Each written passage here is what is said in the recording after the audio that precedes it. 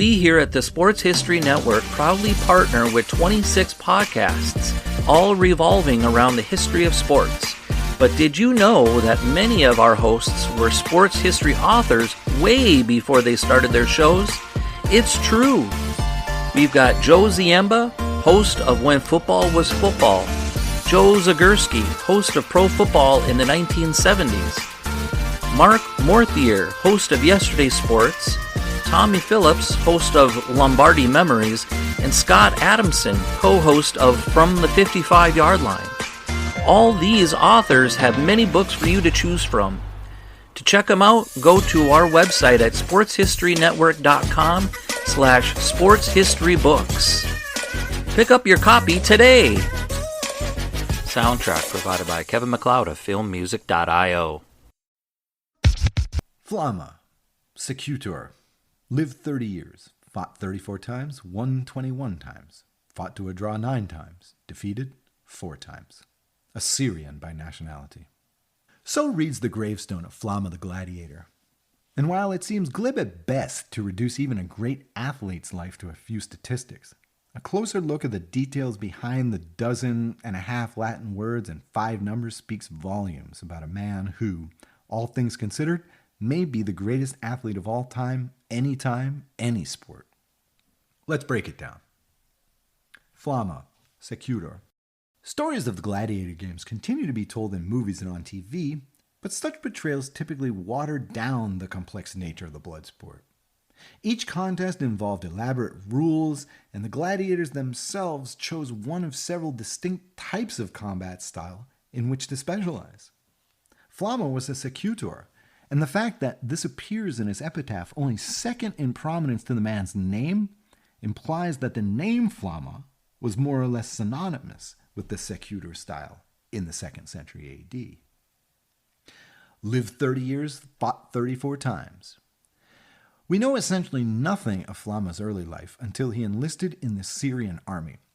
He later joined the Roman army but was sold away to a gladiator trainer for reasons of discipline by the time he was 19. Flamma clearly took the gladiator game, fighting an average of once every 4 months for 10 plus years. Won 21 times, fought to a draw 9 times. Depending on how that's calculated, that's a winning percentage of 61.8%, 75%, or 84% in a frequently lethal sport in which the most common career record was 0-1. Defeated 4 times. The more one learns about Flamma, the more difficult it is to imagine anyone beating the man in an arena at all. But there they are on the permanent record, 4 losses.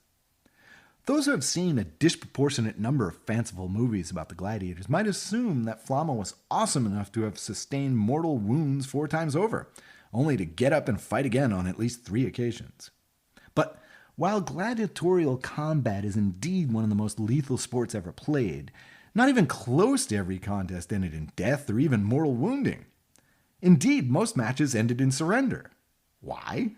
Just as today, an athlete in ancient Rome represented an investment of tons of money, time, and resources to feed, house, train, and heal the fighters. The Roman arena games were run by a complex infrastructure involving dozens beyond the gladiators themselves, including coaches, trainers, physicians, patrons, sponsors, referees, assistant referees, and at least one more judge per match outside the combat arena known as an editor. The manager of a stable of gladiators might charge an event's patron as much as 1,000 times the immediate value of a fighter should he die in a match. And thus, were steps taken to avoid fatalities.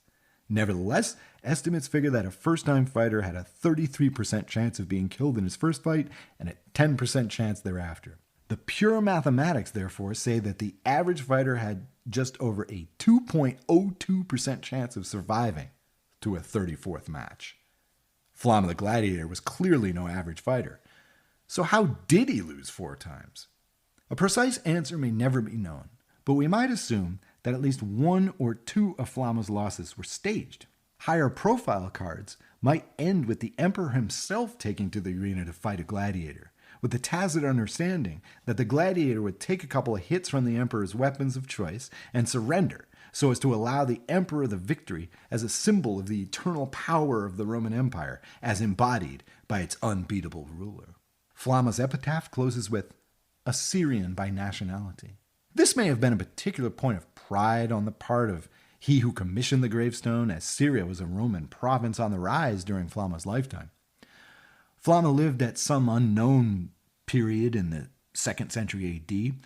He may have been alive to see the Roman garrison in Syria shut down the Bar Kokhba revolt in the 130s and expand its territory to become Syria Palestinia. He may have even been fighting the revolt in the army. He may have seen the ascendance of Septimus Severus, a Syrian citizen himself, to the position of emperor in 193 AD. One thing we can know is that Flamma's mammoth reputation certainly wasn't hurt by being known as a Syrian. At 21-4-9, Flamma is very likely the all-time leader in matches fought, matches won, and even matches lost among gladiators. But his single most astounding statistic does not appear on his gravestone. The highest award a gladiator could win was the rudis, awarded after a particularly brilliant performance in a match. The trophy was a simple wooden sword, but to win the rudis was to win all the rights afforded full Roman citizens, whereas gladiators sold into the game like Flamma had been were classified as infames, along with prostitutes and certain types of entertainers. Naturally, Flamma was awarded the rudis, and he declined the award and his freedom 4 times. We may add this to the incredible exploits of Flamma the Gladiator, but surely few would pass up the rudis once. To pass up twice is unthinkable. 4 times? Now that is devotion to a sport. The nearly legendary devotion of Flamma, the greatest gladiator of all time.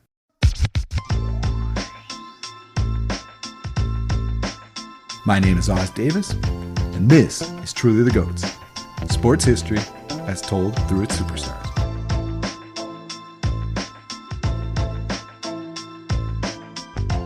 When looking back at the sports of ancient Greece and Rome, we're prone to comparisons with modern-day sports. Why not?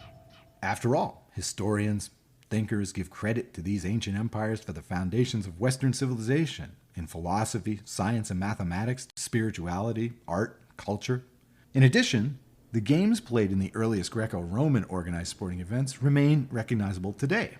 It's no coincidence that Pierre de Coubertin based his concept for an international multi-sport competition on the Olympic Games of ancient Greece. And it's no coincidence that a return of the Greeks' actual Olympic sports in 1912 sealed the success of the Games forever. Even the organized chariot racing, loved by Roman citizens since the dawn of Rome itself, is still recognizable across the world, thanks to Hollywood dramatizations, streaming TV, and pulp fiction narratives. Not to mention the continued popularity of steeplechase racing, a mellower descendant of chariot racing. But the gladiator games of ancient Rome? Let's just say that any comparison to any sport in any culture from any time period is limited to the superficial. Ancient Rome's gladiator games could well be the musote, the most unique sport of all time.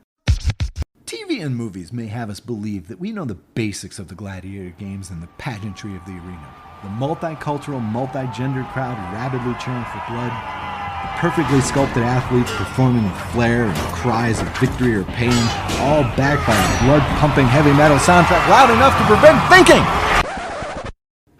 That's better. The truth is that over 2,000 years of storytelling, the lives and the times of the gladiators and their sport have become well exaggerated, so that today it's easy to believe every match ended in death, and that fans idolize the gladiators as heroes the same way we might idolize a sports star today. We tend to believe that the games were exciting affairs of pure sporting excellence, but nothing can emphasize more the alienness of Roman culture circa 180 AD more than a deep dive into the world of gladiators. Welcome to the world of the gladiator, a strange world full of contradictions. This is where the dishonored learn to live and die with honor. Here, the artist is despised as his art is respected. And in turn, many gladiators scorn the spectators at the arena, but yet are dying, sometimes literally, to entertain them. For the right kind of person, the arena offers riches, fame, and personal redemption. And even the wrong kind of person gets the chance at an honorable death. And anyone considering a gladiatorial career is probably well aware that worse things can happen. In fact, many gladiators chose the profession precisely because those worst things would otherwise happen to them in the near future. From Gladiator, the Roman Fighter's Unofficial Manual, by Philip Matyszak. Truly the Goats promises to bring cultural context to the stories of the greatest athletes of all time. And just wait until you hear more about the subculture of Flamma, the Roman gladiators, and that one crazy emperor that wanted to be one. For this episode, I spoke with Philip Matyszak. Everyone calls him Matty. Matty has written over 24 books translated in over 15 languages on the subject of ancient civilizations, including Ancient Rome on 5 denarii a day, The Classical Compendium, a miscellany of scandalous gossip, bawdy jokes, peculiar facts, and bad behavior from the ancient Greeks and Romans, the 24 Hours in Ancient History series, and Gladiator, the Roman Fighter's Unofficial Manual. Here's our conversation. Matty, thanks for joining us on Truly the Goats. A pleasure. I'd like to get into the specifics of possibly the greatest gladiator of all time, Flamma. But before we start that, I'd like to get some more generalities about the gladiator games and the feeling of the games at the time. How did the gladiator games start in the first place? There's a lot of argument about that, even among the Romans, because they were quite curious as to where this began as well. Some of them think it began with the Etruscan tradition and others with the Campanians. But the first gladiator games that we actually come across are in 264 BC in Rome. And they actually started as what's called a munus, which is the duty of a son to stage a decent funeral for his father. And one of the guys got the idea of having gladiators fight at the funeral. So gladiator games were originally part of funeral rites. And then over the centuries, they sort of gradually separated from that and became more a political type thing. Isn't the same thing true of chariot racing as well? Because I understand that used to be a funeral festivity event. Is that true? Oh, yes. Chariot racing has a history that goes way back to Homer. It had a religious context, insofar as everything the Greeks and Romans did had a religious context. But chariot races were much more basically a spectator sport from the word go. Flamma is competing basically at the height of the popularity of gladiator games. But how popular were the games? What kind of people attended the games and followed the sport? Okay. First of all, since you brought up chariot racing, here's a quick comparison for you, and that's the largest gladiatorial arena, which is the Circus Flavius, which today we incorrectly know as the Colosseum. That could hold, depending how well they were packed in, between 60 to 80,000 people. Go down the road to the Circus Maximus, which was for chariot racing, and you can hold up to twice that many people, which gives you some idea of the relative popularity of the two events. And bear in mind that gladiator shows were almost never just gladiator shows. They were also combined with other events that also happened in the arena. Normally, other events happened in the morning, and the gladiator shows happened in the late afternoon. We tend to have this idea about Roman culture as, the sporting events or the artistic events were all about bread and circuses. But were these things regularly scheduled? Could you plan your day around attending the games and whatnot? It depends when your day was. Some days, for instance, if you have the Saturnalia, which is a 2-week festival, normally you could find a gladiator show going on at that point. If the emperor was feeling particularly pleased with himself or something, he might stage games to commemorate, say, the successful invasion of yet another bunch of barbarians.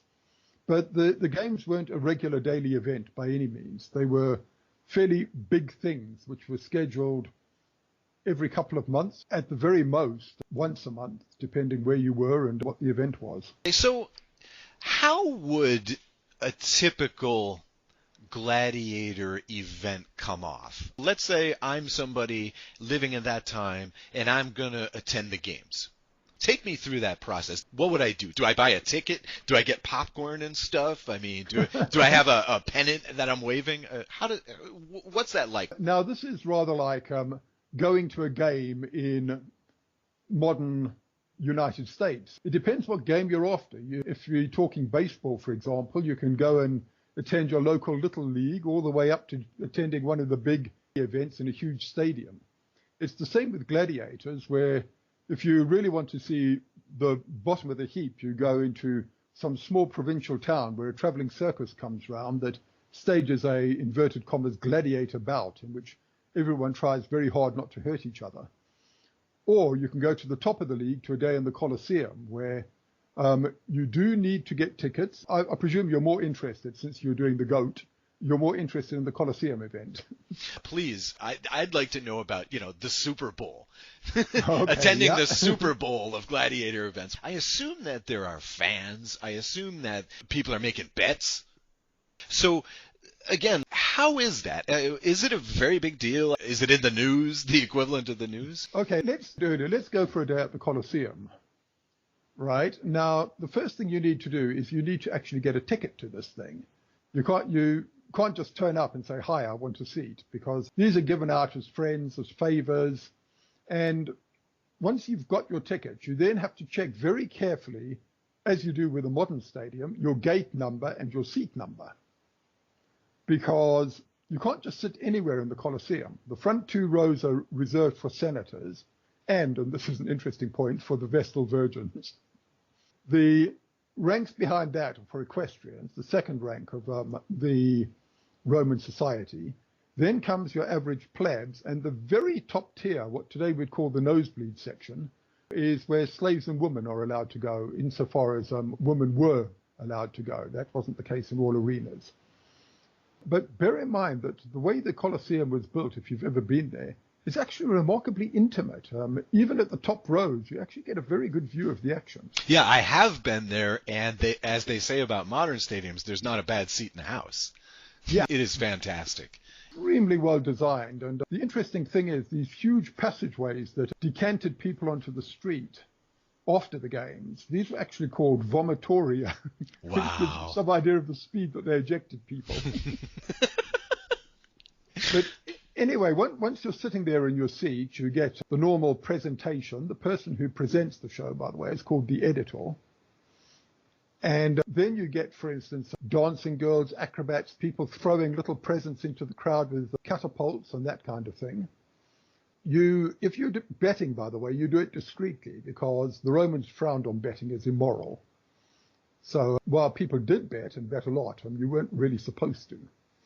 Then you would move on to some of in the morning probably you'd get a venatio, which is a beast hunt, where exotic animals are brought in and killed for the delectation of the spectators, and then the body is hauled away, chopped up, and served as exotic dishes to the aristocracy. Lunchtime was sometimes the most depressing bit of it, because while everyone's gone for lunch, they execute condemned prisoners.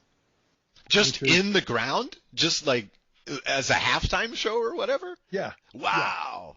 Yeah. One of them, I think it was Seneca, writes that this is one of the most brutal and degrading spectacles you can see, where a man is basically given a sword, told to kill a defenseless man, then the sword is taken off him, and he's killed by the next guy up, and so on. There's nothing so ruinous to good characters to idle away one's time at some spectacle.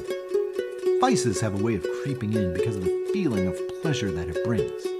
Why do you think that I say that I personally return from shows greedier, more ambitious, and more given to luxury, and I might add, with thoughts of greater cruelty and less humanity, simply because I have been among humans? The other day, I chanced to drop in at the midday games, expecting sport and wit and some relaxation to rest men's eyes from the sight of human blood. Just the opposite was the case. Any fighting before that was as nothing. All trifles were now put aside. It was plain butchery.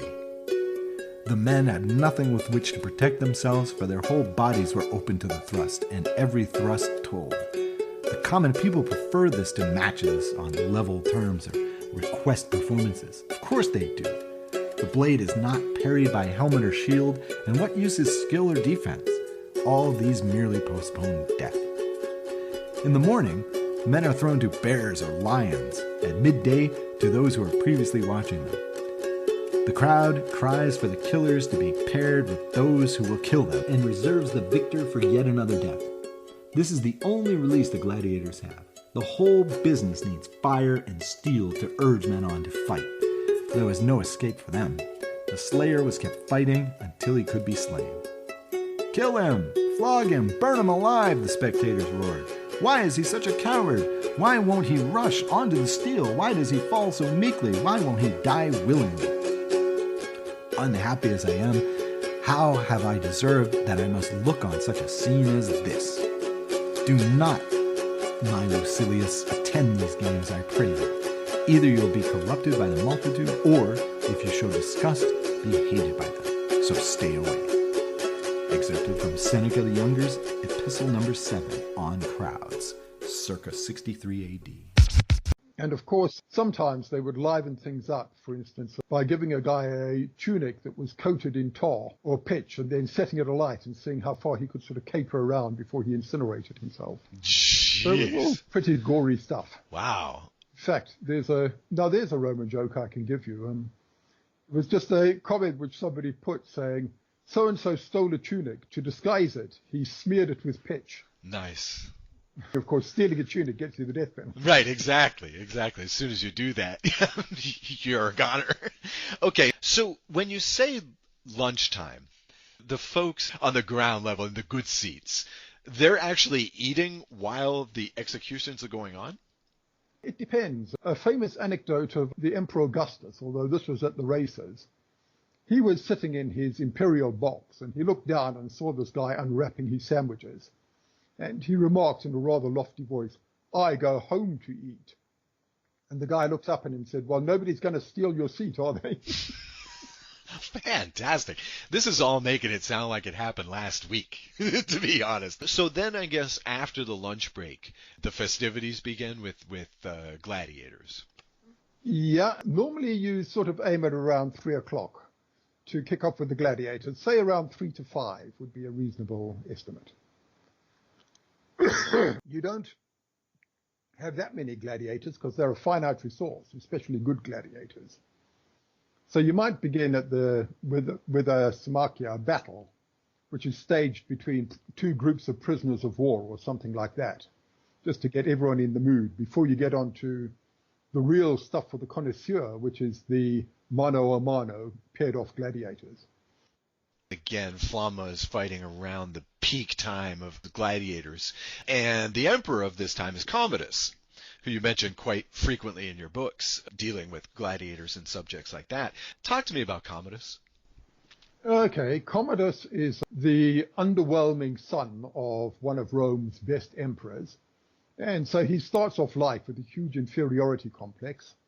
And also, up until his dad, who's Marcus Aurelius, the 4 emperors before him have been chosen by merit.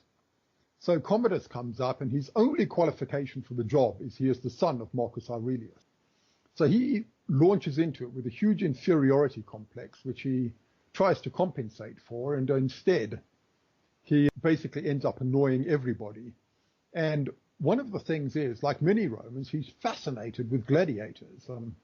Unlike many Romans, he's got the means to do something about it. So he actually fights in the arena himself sometimes. And the result is that after he was assassinated, he had suffered what is called damnatio memoria, which means you're not allowed to mention the guy anymore. So when people wanted to talk about him, they called him the Gladiator, or sometimes the Charioteer. And of course, you've seen his most famous appearance in the arena is in the movie Gladiator. It's done.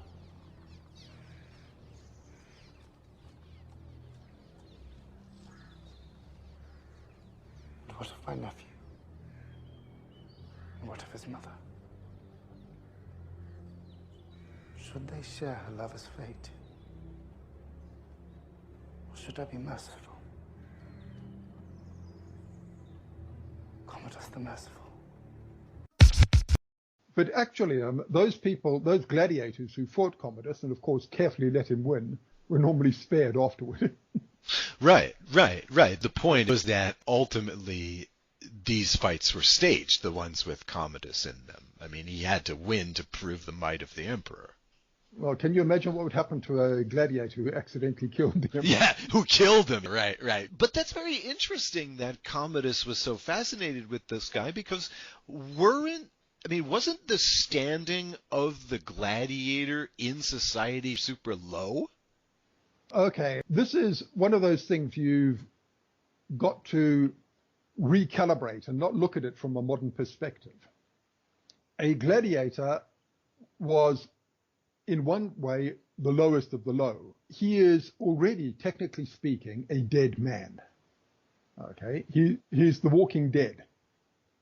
And what he's done as becoming a gladiator is he's got the first foot on a ladder of redemption. He's taken the first step to getting himself back into society. And it's a step that is normally not available any other way than being a gladiator. So a gladiator is basically, from the Roman point of view, about redemption, not about death. This gladiator is a condemned criminal. He's a prisoner of war who would otherwise be executed. He's somebody who would otherwise, quite often, he's given the choice. Do you want to be fed to the beasts, or do you want to become a gladiator? So he's somebody who is starting as low as you can get, but has the chance to work his way up to become a normal member of society again. Mm-hmm. I'm glad you brought this up, that the gladiators are essentially condemned, basically, because Flamma, of course, was a Syrian who was taken as a prisoner of war. But how does that work? Obviously, the Roman Empire has a huge reputation at this point in history, but did he know that if he was taken as a POW, he'd be made into a gladiator? Was he given a choice? How did that work? Well, to some extent, it's always a choice to be a gladiator. I mean, Okay. If you fold up your arms and say, I'm not fighting, there's not a lot they can do. And there are cases of some Germans who are told, you're fighting in the arena, and they said, like hell we are, and they killed themselves beforehand. For example, there was lately in a training school for wild beast gladiators a German who was making ready for the morning exhibition. He withdrew in order to relieve himself, the only thing which he was allowed to do in secret and without the presence of a guard. While so engaged, he seized upon the stick of wood tipped with a sponge, which was devoted to the vilest uses, and stuffed it just as it was down his throat. Thus he blocked up his windpipe and choked the breath from his body. This was truly to insult death. Yes, indeed, it was not a very elegant or becoming way to die. But what is more foolish than to be over-nice about dying? What a brave fellow. He surely deserved to be allowed to choose his fate. How bravely he would have yielded a sword. With what courage he would have hurled himself into the depths of the sea or down a precipice. From Seneca the Younger's Epistle number 70, on the proper time to slip the cable, circa 64 AD. So to be a gladiator is to some extent a choice, but it's not much of a choice when you're told, okay, we either execute you now or you can come to Rome and be sold as a slave. And the slaves, somebody would look at them on the block and say, that one's got gladiator potential, and interview him, and if he seems suitable, then recruit him. What can you tell us about the daily life of a gladiator? A lot depends on your gladiator, because we've been talking about the condemned people, but there's also a class of gladiator called the auctoratus. And this is a gladiator who's basically a free man, who's chosen the profession voluntarily. And gladiators are a very hierarchical society. So your top gladiator has completely different conditions to the condemned prisoner, Tyro, who's about to go into the arena for the first time. But the one thing they have in common is every gladiator trains and trains and trains. Literally train as if their lives depended upon it, because that's exactly what they do. And they have a very specialized diet. They have doctors who attend to their every physical requirement, and they spend literally hours a day whacking away at a post, practicing their moves, at the gymnasium, pushing weights. And we've seen from the bodies of gladiators that have been excavated from graves that these people were over-muscled to the point of deformity in some cases. So I wanted to do some myth busting because, of course, after 2,000, 1,900 years, however many you want to call it, we obviously have a very distorted picture of the gladiator life, of the gladiator games. From the movies and TV shows, we expect dismemberment constantly, death constantly. But the trainers had a ridiculous amount of money invested in these guys, didn't he? Very much so, yeah. And what's more, you had two different bunches. You had the ludus, which is the gladiator school, and then you have the people putting on the show. And the people putting on the show rented the gladiators. And they rented the gladiators on the you bake and you buy them. And often, if somebody really wanted to be impressive, and of course the emperor wanted to be impressive all the time, then fights were actually advertised as to the death. Meaning a lot of fights weren't. They were exhibition bouts, basically. So you could let them play through it, and then until one of them died. There's a famous story of the Emperor Nerva, who was feeling himself politically insecure. So he invited a group of top plotters, people he knew were basically conspiring against him, to a gladiator show at the arena.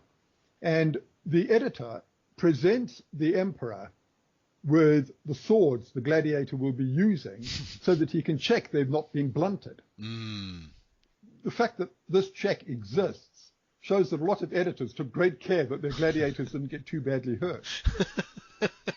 Yeah. And in this case, what Nerva did is he gave a sword each to the plotters and said, check and see how sharp those are. Basically saying, if you want to kill me, here's your chance. I dare you. All right. Let's talk about a typical match with Flamma. Okay, as I understand it, your high-level gladiators basically have 4 styles, or even today we might even call them positions to play, right? Flamma was a secutor, which is kind of the classic one that we associate with the helmet, with the chest exposed, with the one arm covered, short sword. And he would be matched up against a certain style, which is which style? The retiarius, the net thrower. The net thrower, that's right. So how would a bout go down? The emperor starts things off, or a bell rings, or what happens? Well, the event starts with a huge parade where all the gladiators and other performers are introduced. And then before the bout, if it's going to be a one-to-one with well-known gladiators, the gladiator is introduced, his victories are recalled, and he himself, of course, shows off madly towards the audience. It's all about fame in this case, because you want the audience to really, really love you, because if you lose, it's up to them really to decide what happens to you. Not technically, but quite often that's the de facto situation. Technically, it's the editor who decides whether a gladiator gets the chop after a fight. Right. Okay, so the fight starts, and the ground is pretty huge. I mean, how many blows are struck? I mean, is it just a case where all you really got to do is knock the guy down and show mercy? How long would a fight be? Well, it depends on the fight. It depends on the gladiators. And for instance, the secutor versus retiarius situation that we're looking at here, the secutor is actually wearing pretty heavy armor. And he's also got this mask over his head to stop the trident of the retiarius from stabbing at his eyes. So the fight, his ambition is to get there, close with the retiarius and kill the bugger before he runs out of puff. And his opponent has exactly the opposite thing. He wants to skip around his enemy until the guy's exhausted, and then he can basically come in, slash at vulnerabilities in the armor until the guy's weakened by blood loss and exhaustion, and then basically finish him off. So that's a short fight if the secutor wins, and a long fight if the retiarius wins. So are the fans of particular styles? Oh, very much so, yes. There are some people who fancy the Thracians and others who fancy the Galli, etc., etc. So, what's your favorite? I don't know. I'd probably go for the Momillo simply because a friend of mine fights that way. So, what does that particular style involve? This is a fairly heavy armor. Okay. It's the one that legionaries used to train as. Oh, okay. Because legionaries adopted a lot of their training style from the gladiators. There's a modern gladiator school in Germany called the Ludus Medusa, and they stage gladiator fights at museums, public events, etc. And that's where I get a lot of my information from about gladiators. And if you have a look at the back of the Gladiator book, you'll see we've actually got some pictures of those guys in action. The thing that we always note about Flamma is the fact that he was offered this trophy called the Rudis. Yeah, it's not so much a trophy as a symbol. You're released from your gladiator oath, and you are now basically a fully redeemed member of society. You remember I was talking about this ladder of redemption? Right. The Rudis is the top of the ladder, whereas joining the gladiator school is the bottom. And then you get to be a respected member of society again. Well, you're still infamous, but yes. And Flamma passed this up 4 times. Matty, tell me why. Why? Okay, consider when Tiberius was holding funeral games for his father Augustus. He wanted the very best gladiators in Rome at that time to fight. Some of these gladiators had been given their wooden sword and retired, so Tiberius wanted them to come out of retirement. And the asking rate that these guys said we'll fight for is 100,000 sestertii. Now, consider that if you're a plumber in ancient Rome or an average artisan, you earn 500 sestertii in a year. So basically what Tiberius was offering these guys for one bout was the equivalent of 200 years' wages for an average workman. Now consider that you're a gladiator, you're somebody like Flamma. By the way, his name means flame, it's a stage name. You can earn these huge sums for fighting. You've got a lifestyle that's built around this. You've got a nice mansion, you've got slaves, you've got servant girls, and you chuck it in, and you're back to being citizen Flamma with no obvious means of support. So it's not that being a gladiator is what he does. It's being a gladiator is who he is. It's what he is. And how do you give that up? The fame, the adulation, the money. If you look up the funerary inscription of Flamma, he dies at age 30. And would you care to guess what he dies of? I don't know. Does he die in the arena? Does he die of appendicitis? The Romans would not have specified on the tombstone what he died of unless it was something honorable. Okay. And coming second in a gladiator match probably doesn't count. But we noticed that it was erected by a friend who was also a gladiator, which suggests that he was active in the business at the time that he died. Right, he died a gladiator. Just look at the gladiators, either debased men or foreigners, and consider the blows they endure. Consider how they who have been well disciplined prefer to accept the blow rather than ignominiously avoid it. How often it is made clear that they consider nothing other than the satisfaction of their master or the people. Even when they are covered with wounds, they send a messenger to their master to inquire his will. If they have given satisfaction to their masters, they are pleased to fall. What even mediocre gladiator ever groans, ever alters the expression on his face? Which one of them acts shamefully, either standing or falling? And which of them, even when he does succumb, ever contracts his neck when ordered to receive the blow? From Cicero's Tusculan Disputation No. 2, circa 45 BCE. Flamma the Gladiator, survivor of at least 33 matches in the arena, winner of 21, died at the age of 30. And while it seems glib at best to reduce someone's life to a few statistics, can we really believe that Flamma would have wanted it any other way? For amid the many oddities of ancient Rome's gladiator subculture, one aspect of Flamma's story that stands out is his acceptance of the sport as his identity. From the viewpoint of the 21st century US, Flamma's willingness to pass up retirement in favor of 2 or 3 brushes with death per year might be considered self-destructive unto insane. On the other hand, in our most dangerous contemporary sports, such as auto racing and American football, such devotion would be admired. As Matty said, being a gladiator is not what he did, it was who he was. He was Flamma the Gladiator. Since this is truly the GOATs, I had one more nearly obligatory question. And since this is a podcast, nearly every question leads down a rabbit hole. Is Flamma the greatest gladiator of all time? Well, that depends. You know, everyone has their own idea of who's the greatest gladiator. You in the book read that quote from Marshall about his favorite, a guy called Hermes? Tell me about Hermes. Hermes, the greatest fighter of the day. Hermes, skilled with every weapon. Hermes, both gladiator and doctor. We'll come up to that later. Hermes the hurricane, terror of the arena. Hermes, who frightens Helios and is the only man who can. Hermes, who knocks down Advalans and is the only man who can. Hermes, the ticket sculptor's gold mine. Hermes, the darling and heartbreaker of the ladies, Hermes, proud with his spear, threatening with his trident, fearsome with his helmet, Hermes, the glory of all kinds of war, Hermes, everything in himself and 3 times unique. Wow. So Marshall seems to think that Hermes is the man. Yeah, he was a fan. And Hermes was a doctor as well as being a gladiator? Okay, let's explain doctor here. Doctor in English has a rather weird thing in that every other language separates doctor from pill slinger.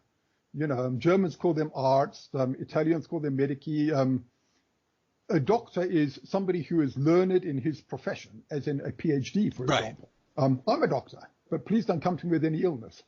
I'm a doctor of ancient history.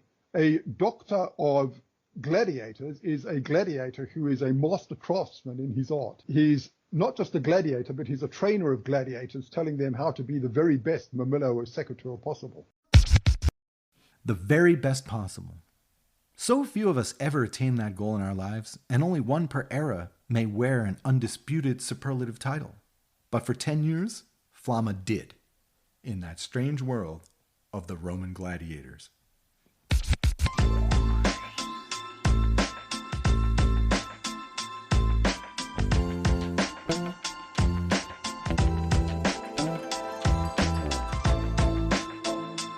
This has been Truly the Goats, an inclusive medium production. We'd like to thank our guest, historian and author Philip Matyszak. Excerpts from his book, Gladiator, the Roman Soldier's Unofficial Manual, were used courtesy Thames Hudson Publishers. For more books on ancient civilizations by Maddie, visit thamesandhudson.com. That's THAMES and Hudson, HUDSON. Extra material, show notes, blog posts, and other related stuff on the greatest of all time are available on our website at trulythegoats.com. On Facebook and Twitter, find us at Truly the Goats. For more inclusive medium podcast and video productions, visit us at inclusivemedium.com. Next time on Truly the Goats, we're talking sumo, specifically Raiden, legendary wrestler of the 1790s, and his modern-day equivalent, Hakuho. I'm Oz Davis, thanking you for listening to Truly the Goats.